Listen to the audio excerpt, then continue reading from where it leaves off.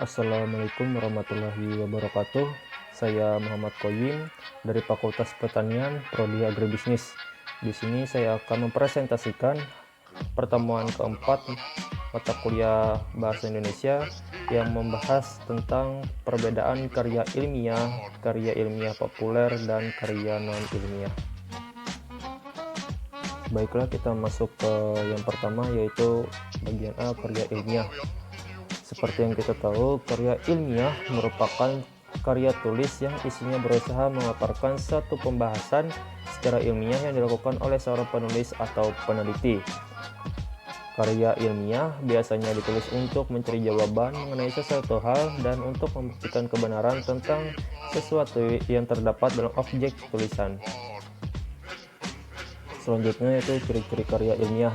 Tidak semua karya yang ditulis secara sistematis dan berdasarkan fakta di lapangan adalah sebuah karya ilmiah, sebab karya ilmiah mempunyai ciri-ciri seperti berikut ini. Yang pertama yaitu objektif. Objektifan ini menampak pada setiap fakta dan data yang diungkapkan berdasarkan kenyataan yang sebenarnya, tidak dimanipulasi. Yang kedua yaitu netral. Kenetralan ini bisa terlihat pada setiap pernyataan atau penilaian bebas dari kepentingan tertentu, baik kepentingan pribadi maupun kelompok. Yang ketiga yaitu sistematis. Uraian yang terdapat pada karya ilmiah dikatakan sistematis apabila mengikuti pola pengembangan tertentu, misalnya pola urutan dan klasifikasi. Yang keempat yaitu logis. Kelogisan ini bisa dilihat dari pola nalar yang digunakannya, pola nalar induktif atau deduktif. Kalau dimaksudkan menyimpulkan suatu fakta atau data digunakan pola induktif, begitu pula sebaliknya dari pola deduktif. Yang kelima yaitu menyajikan fakta atau bukan emosi atau perasaan. Setiap pernyataan, uraian, atau simpulan dalam karya ilmiah harus faktual, yaitu menyajikan data. Karena itu, pernyataan atau ungkapan yang emosional menggebu-gebu seperti orang berkampanye, perasaan sedih seperti orang yang berkabung, perasaan senang seperti orang yang mendapatkan hadiah. Selanjutnya yang keenam yaitu tidak pleonastis. Maksudnya kata-kata yang digunakan tidak berlebihan alias hemat kata-katanya atau tidak terbelit-belit atau langsung tepat menuju sasaran. Yang ketujuh yaitu menggunakan ragam bahasa formal. Sikap ilmiah menurut Bahrudin pada tahun 1982 mengemukakan bahwa sikap ilmiah pada dasarnya adalah sikap yang diperlihatkan oleh ilmuwan saat mereka melakukan kegiatan sebagai seorang ilmuwan.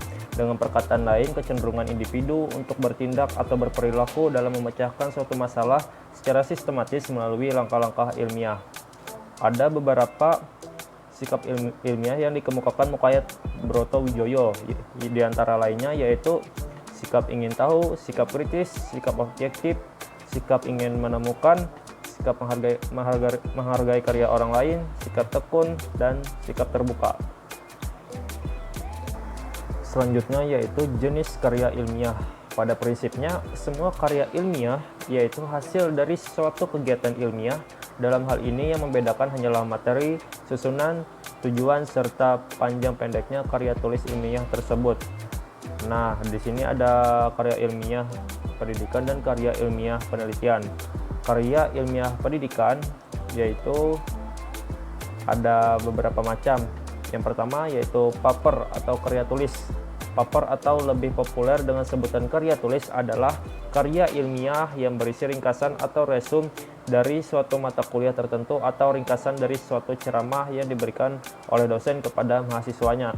Yang kedua yaitu praskripsi. Praskripsi adalah karya tulis ilmiah pendidikan yang digunakan sebagai persyaratan mendapat gelar sarjana muda. Yang ketiga yaitu skripsi. Skripsi adalah karya tulis ilmiah yang mengemukakan pendapat penulis berdasarkan pendapat orang lain. Pendapat yang diajukan harus didukung oleh data dan fakta-fakta empiris dan objektif, baik berdasarkan penelitian langsung maupun penelitian yang tidak langsung. Selanjutnya yaitu tesis. Tesis adalah suatu karya ilmiah yang sifatnya lebih mendalam daripada skripsi. Tesis merupakan syarat untuk mendapat gelar magister atau S2. Selanjutnya yaitu disertasi. Disertasi adalah suatu karya tulis ilmiah yang mengemukakan suatu dalil yang dapat dibuktikan oleh penulis berdasarkan data dan fakta akurat dengan analisis terinci. Selanjutnya yang B, karya ilmiah populer. Pengertiannya yaitu ada beberapa pengertian dari karya ilmiah populer, yakni karya ilmiah populer merupakan karya ilmiah yang bentuk isi dan bahasanya menggunakan kaidah-kaidah keilmuan serta disajikan dalam bahasa yang santai dan mudah dipahami oleh masyarakat awam. Ciri-ciri karya ilmiah populer ada beberapa macam dan dikaji menjadi 4 aspek, yaitu struktur.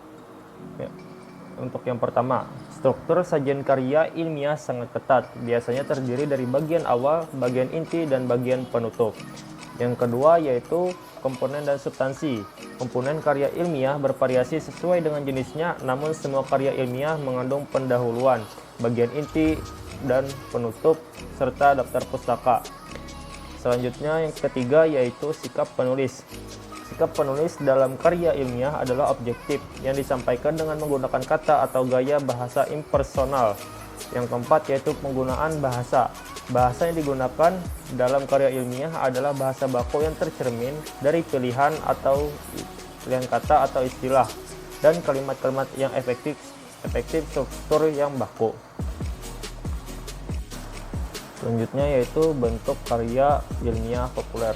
Bentuk karya ilmiah populer antara lain artikel, esai, dan feature. Dilihat dari bahasanya, biasanya artikel menggunakan bahasa jurnalistik, esai menggunakan bahasa sastra, dan feature menggunakan keduanya, bergantung kepada jenis feature-nya. Feature pengetahuan banyak yang menggunakan ragam jurnalistik, namun feature human interest lebih banyak menggunakan ragam sastra. Untuk yang selanjutnya, yang C, karya non-ilmiah. Pengertiannya yaitu karya non-ilmiah adalah karangan yang menyajikan fakta pribadi tentang pengetahuan dan pengalaman dalam kehidupan sehari-hari, bersifat subjektif, tidak didukung fakta umum, dan biasanya menggunakan gaya bahasa yang populer atau biasanya digunakan atau tidak terlalu formal. Ciri-ciri karya non-ilmiah yaitu ada emotif, persuasi, deskriptif, kritik tanpa dukungan bukti. Itu saja ada 4 ciri-ciri karya non-ilmiah, masing-masing memiliki pengertiannya tersendiri. Selanjutnya yaitu macam-macam karya non-ilmiah. Macam-macam karya ilmiah ada dibagi menjadi 5 macam. Yang pertama yaitu dongeng. Dongeng merupakan suatu kisah yang diangkat dari pemikiran fiktif dan kisah nyata menjadi suatu alur perjalanan hidup dengan pesan moral yang mengandung makna hidup dan cara berinteraksi dengan makhluk lainnya. Yang kedua yaitu cerpen. Suatu cerpen merupakan suatu bentuk naratif fiktif. Cerita pendek cenderung padat dan langsung pada tujuannya dibandingkan karya-karya fiksi yang lebih panjang. Yang ketiga yaitu novel. Novel adalah sebuah karya fiksi prosa yang tertulis dan naratif, biasanya dalam bentuk cerita. Yang keempat yaitu drama. Drama adalah suatu bentuk karya sastra yang memiliki bagian untuk diperankan oleh aktor. Yang kelima adalah roman, sejenisnya karya sastra dalam bentuk prosa atau gancaran yang isinya melukiskan perbuatan pelakunya menurut watak dan isi jiwa masing-masing. Selanjutnya yaitu perbedaan karya ilmiah populer, dan karya non-ilmiah. Dari penjelasan di atas, perbedaan-perbedaan yang dimaksud dapat dicermati dari berbagai aspek. Untuk yang pertama, karya ilmiah harus merupakan pembahasan suatu hasil penelitian atau faktual objektif. Faktual objektif adalah adanya kesesuaian antara fakta dan objek yang diteliti. Kesesuaian ini harus dibuktikan dengan pengamatan atau empiris. Yang kedua yaitu karya ilmiah bersifat metodis dan sistematis. Artinya dalam pembahasan masalah itu digunakan metode atau cara-cara tertentu dengan langkah-langkah yang teratur dan terkontrol melalui proses pengidentifikasian masalah dan penentuan strategi.